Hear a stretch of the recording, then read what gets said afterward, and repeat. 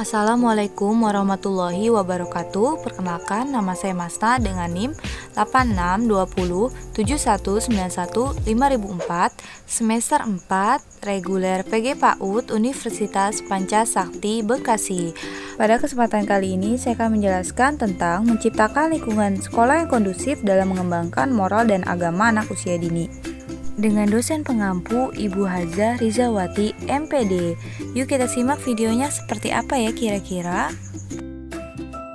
Teman-teman, perlu kita ketahui bahwa anak usia dini menurut National Association for the Education of Young Children atau NICE dalam Dadan Suryana ND menyatakan bahwa anak usia dini adalah anak yang dalam rentang usia 0 sampai dengan usia 8 tahun. Anak usia dini merupakan kelompok anak yang berada pada proses pertumbuhan dan perkembangan yang bersifat unik, yang berbeda antara anak yang satu dengan anak yang lainnya. Lingkungan pembelajaran dalam hal ini adalah segala sesuatu yang berhubungan dengan tempat proses pembelajaran dilaksanakan. Nah, sedangkan kondusif, apa sih kondusif ya? Kondusif berarti kondisi yang benar-benar sesuai dan mendukung keberlangsungan proses pembelajaran. Nah, jadi lingkungan belajar yang kondusif adalah lingkungan belajar di sekolah dalam suasana berlangsungnya proses belajar mengajar. Nah, lingkungan belajar yang kondusif ini perlu diciptakan dan dipertahankan agar pertumbuhan dan perkembangan peserta didik lebih efektif dan efisien, sehingga tujuan tercapai secara optimal.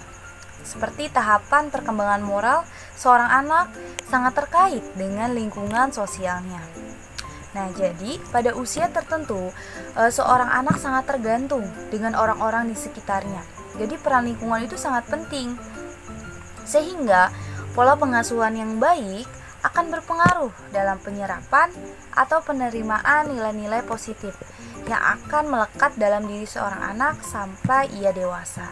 Jadi lingkungan itu sangat penting. Nah, orang tua juga perlu memperhatikan lingkungan untuk anak. Berikutnya adalah ciri-ciri lingkungan yang kondusif. Nah, di sini ada 3 teman-teman. Yang pertama adalah fasilitas sekolah yang baik. Nah, fasilitas sekolah yang baik bisa membantu proses belajar mengajar dan disarankan bersih. Nah, kenapa sih harus bersih? Nah, itu agar tidak ada kuman yang menempel pada peralatan sekolah sehingga terciptanya suasana aman dan nyaman bagi anak. Nah, kemudian yang kedua adalah teman bermain. Sekolah tidak luput dari teman bermain. Sedikit banyaknya akan mempengaruhi kepribadian anak. Nah, yang nantinya akan berdampak pada sosialisasi anak di masyarakat, baik itu positif maupun negatif. Nah, pendidik juga perlu memperhatikan teman bermain si anak. Kemudian yang ketiga adalah mengajar anak sesuai gaya belajar anak.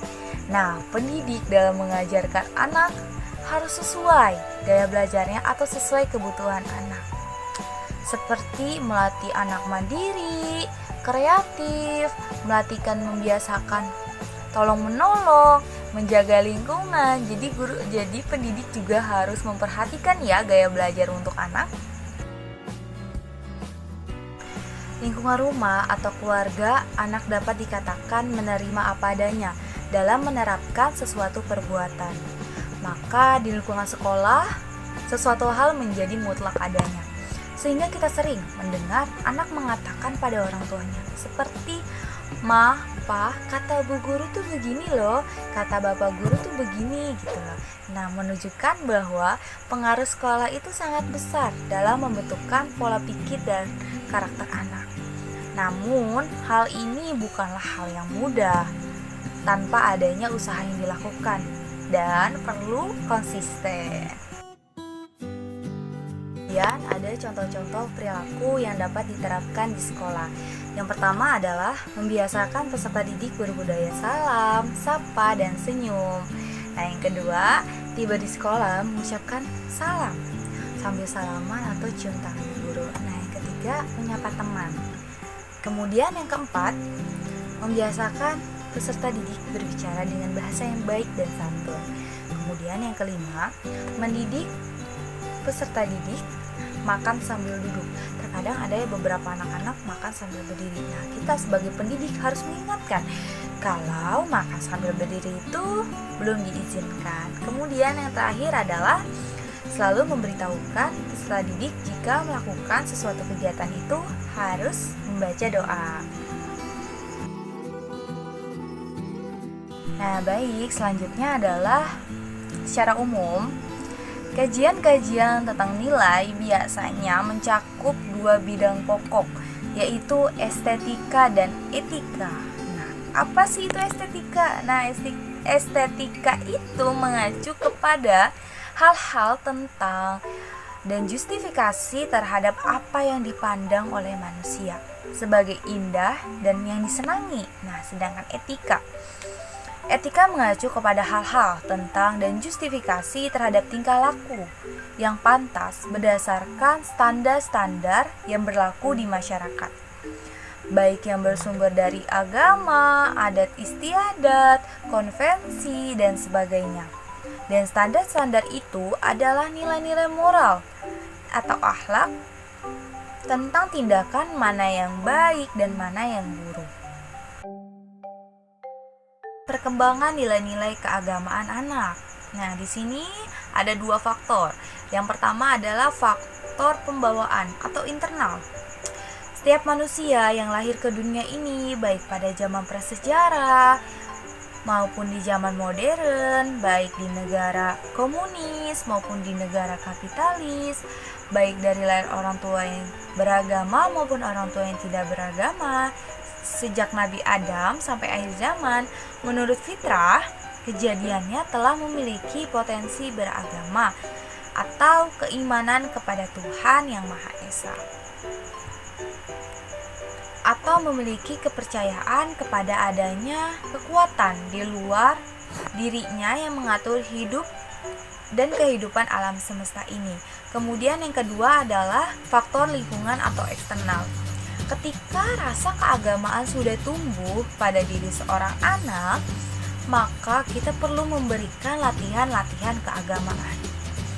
Apabila latihan itu dilaksanakan pada waktu kecil atau diberikan dengan cara yang kurang tepat, maka ketika ia dewasa itu tidak akan memiliki kepedulian yang tinggi akan kehidupan beragama dalam keseharian. Nah, beda cerita lagi jika anak mendapatkan latihan keagamaan yang tepat, yang cocok dengan usianya, yang cocok dengan kebutuhannya dan kemampuannya. Nah, seiring dengan perkembangan usianya akan memiliki perhatian sangat besar dan peduli yang sangat besar terhadap pemahaman dan nilai-nilai keagamaan dalam kehidupan seharinya. Jadi, pendidik sangat perlu menanamkan nilai-nilai moral dan agama anak usia dini. Wah, tak terasa ya teman-teman ya, sudah sampai kesimpulan. Berbicara tentang masa depan, sekolah bertanggung jawab bukan hanya dalam mencetak peserta didik yang unggul dalam ilmu pengetahuan dan teknologi. Sekolah juga mempunyai peran penting dalam membentuk jati diri anak, khususnya karakter dan kepribadian anak. Lingkungan yang baik akan menjadikan karakter anak yang baik, dan sebaliknya jika lingkungan itu buruk, anak akan mengikutinya. Maka kita sama-sama yuk memberikan stimulasi kepada anak yang tepat sesuai dengan kebutuhan dan usia anak. Baik teman-teman, cukup sekian penjelasan materi dari saya. Kurang lebihnya saya mohon maaf. Wassalamualaikum warahmatullahi wabarakatuh.